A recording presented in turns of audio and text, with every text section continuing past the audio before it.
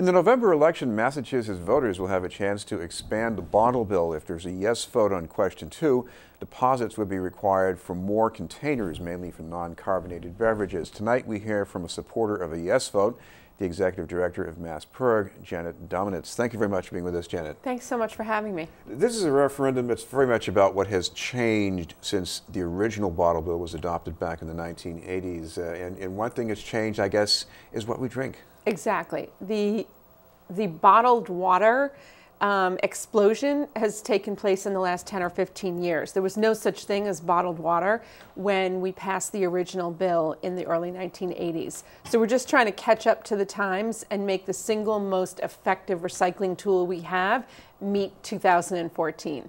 Now, I live in a world where, when I take out the trash, I put some of those same kinds of bottles in the blue box.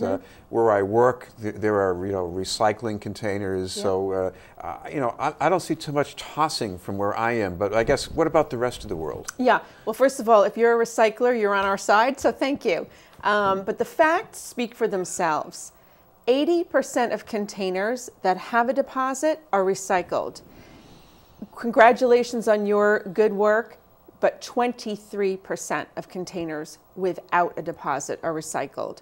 So those are the facts, and we certainly encourage and applaud all kinds of recycling, curbside, recycling at work. We need it all. We generate almost 13 million tons of waste in Massachusetts every year.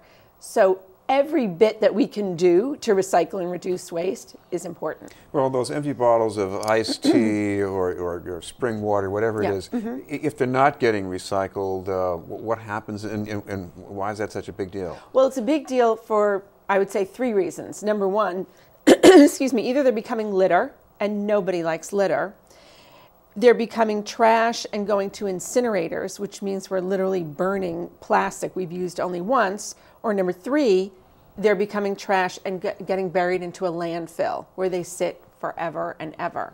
So none of those are good options. Recycling is much better, and that's why we're pushing for a yes on 2. Well, if you have deposits on them, certainly people pushing the wagons will start collecting them. But is that really the best way to get them out of the way and not cause a problem? Again, I just go back to the facts. The facts are the container deposit system is the single most effective recycling tool that we have. Again, it's not the only one that we need. We need much more than that.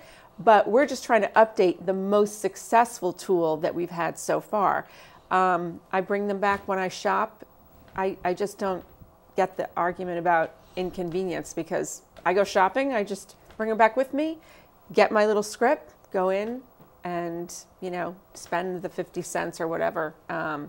So it's a system that we've had for 30 years. And people support it. It works. We need to update it. We need to vote yes on 2. Now, the other side says there's a burden on businesses. Some of those supermarkets, they have a whole room with recycling machines, and maybe smaller businesses, they might be hard put to process this. What about that part of it? Well, the proposed law has in it a waiver process for any store that's 3,000 square feet or under. So, I mean, that's considerable, but we did want to accommodate stores that felt that they didn't have extra room. But again, we're talking about machines now that are the size of a vending machine. This is not something that takes up a whole lot of space. But even so, if a store is under 3,000 square feet, they can apply for an exemption from taking back the containers. What about the ability to pass on costs? All these years when I've been bringing bottles back and collecting my nickels and dimes, I never thought that there might have been another charge, that maybe the supermarket was raising the price of the beverage to make up for that little infrastructure. So right. Well, the other side, the opponents like to say prices will go up. That's scary. But again, I point to the facts.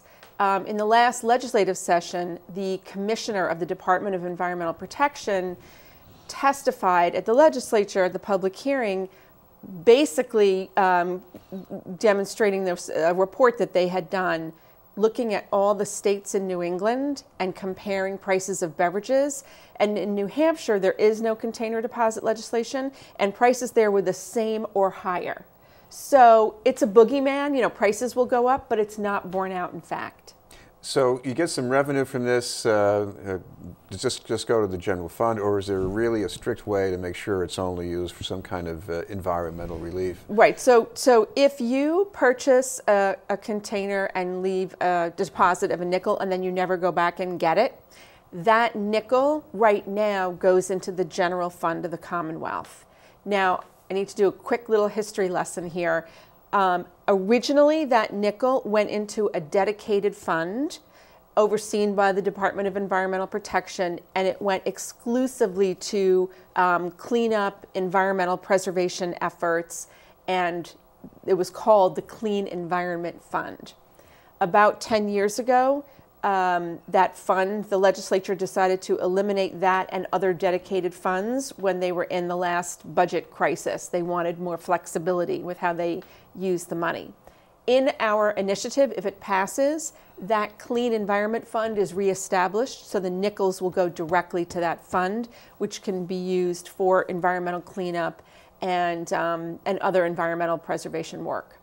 What about the argument from the other side that if recycling were better, and not just individually better, but maybe in some kind of on a city or a state scale here, is there some way that that should be improved?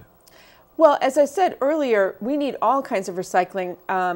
The one example is the Commonwealth of Massachusetts has just initiated a pilot program to collect food waste. So food waste makes up something around 1/3 of all of our waste, and that's valuable. You know, that right now, again, is getting carted off to incinerators or landfills, but if we collected it, we could use it to create valuable compost and divert waste that is now creating, you know, emissions, costs for cities and towns. So there's all kinds of things that we can do to improve recycling, to reduce litter, and to reduce waste. This is one of them.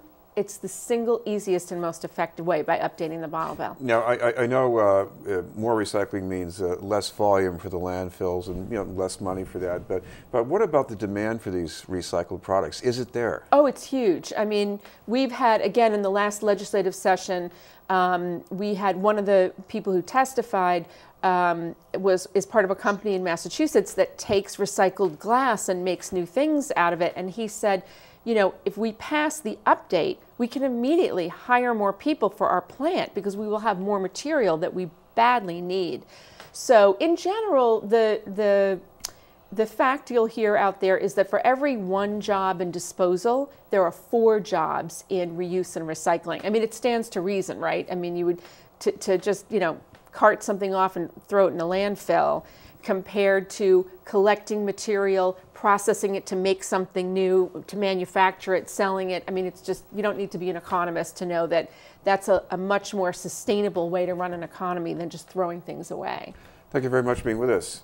I really appreciate the chance to be here, and I hope your viewers will vote yes on 2. For yes on 2, Janet Domenitz of MASSPIRG.